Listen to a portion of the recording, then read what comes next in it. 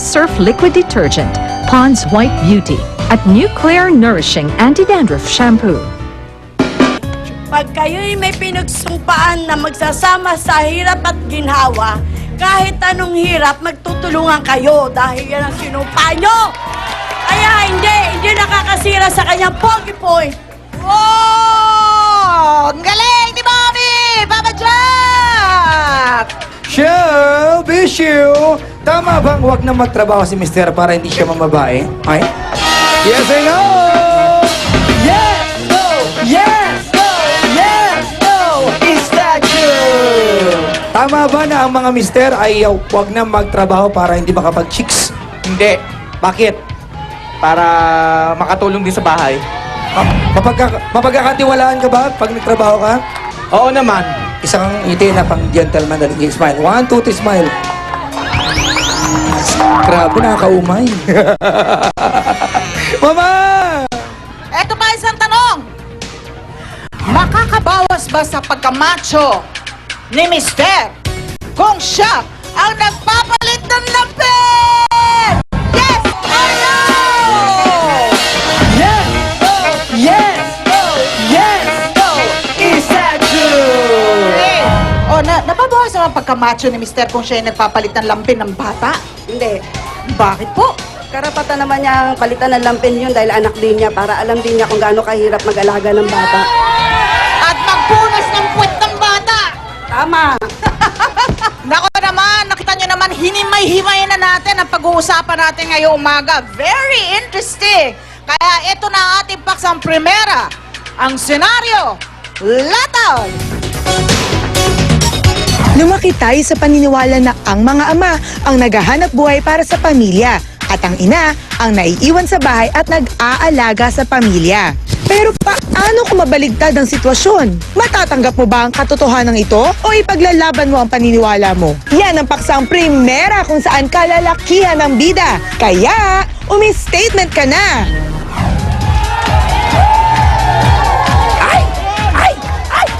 Kaya nga ba ang tanong natin ngayong umaga sa ating taong bayan? Bawas pogi points ba kung si tatay ang ilaw ng bahay? Ang sabi niya ay...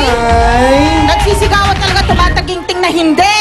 Pero merong isa dito, oo ang kanyang sagot dahil dapat si Mrs. lang ang nasa bahay. Ipagtanggol mo yan, sisterhood. Ayaw ka, dapat siya lang magtrabaho. Dapat si Mister ang magtrabaho! Papa Jack! Alright, mama, eto may kumukontra. Sabi niyo, hindi. Ay! Para sa akin, dagdag. O, hindi daw bawas pogi points. Dagdag pogi points. Papo, ayan. Judge mo, no? Yun dahil nakakatulong pa po siya sa pamilya namin. O, talaga. So, pag si Mister marunong sa gawaing bahay, pogi para sa'yo. Opo. Kahit na pagdating mo ng bahay, nakapalda na siya. Habang naglalaba, Okay lang po. kung naka-lipstick na rin. Pwede na rin. Ginagamit yung happy slip mo. Pwede rin. Bala ka. Mas pogi nga naman. Mama! Eto si Sarah Soriano, Mami. Pagkita nga ito ang kanyang sagot. Kakabawas pa ng pogi points. Ano yan? Kabawasan?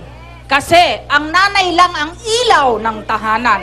Ang tatay, tagabundi ng ilaw. Ay, hindi pala tagabundi ng ilaw. Haligi ng tahanan. Tatay ang dapat maghanap buhay at ang nanay ang siya mag-alaga ng mga anak at tahanan. At mag-ayos ng tahanan. Yan kasi ang utos ng Diyos. Bakit?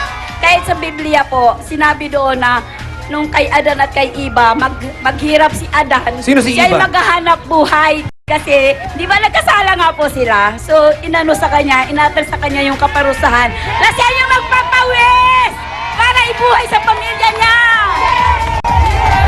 Alam niya ang kanyang Bible. Papa Jack. Ayan, hindi ko alam kung anong kinalaman ni Adan tsaka ni Iba sa usapan natin na to. Sabi ni Mami, hindi kasi kung wala naman siyang trabaho, dapat lang na makatulong siya sa asawa niya sa mga gawain, lalo na sa loob ng bahay. Ay, may pagmamaktol. So, ano po yung dapat niyang gawin sa bahay? Laba, luto, ano pa? Okay na. Basta lahat ng gawain bahay, basta makakatulong sa asawa niya, okay na yun. Oha! Sa kinalalagyan ng mga kambal, may mga tatay po na magpapatunay na hindi bawas pogi points ang pagiging ilaw ng tahanan. MMMJ, anong nagaganap dyan? Hello! Mama Ali, Papa Jack! Papatunayan tatlong machong stay-at-home dads na kasama namin ngayon dito, hindi bawas pogi points kung si tatay ang ilaw ng bahay. Totoo yan, MM, at hindi lang yan dahil ngayon ipapakita nila na hindi biro ang trabahong bahay dahil may bibigay tayong mga challenges sa kanila. Ngayon, Kaya, tara, pakilala natin sila. Ayan, at Unahin natin si Kuya Ramon. yes, ang machong tatay na si Kuya Ramon. Kuya Ramon, ilang taong ka ng house husband? 2 years po. 2 years, hindi ka naman nahihirapan. Hindi naman po.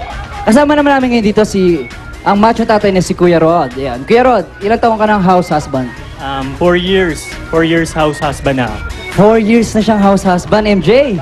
Ayun, sa tingin mo ba, hindi ba nakakababa para sa mga lalaki yon? Hindi. Kung ano yung kayang gawin ng mga babae, kung kaya lang trabahuin yan, mas kaya ng lalaking trumabaho. Kita mo naman, tigasin nga. Wow naman, dinaan sa braso, MJ.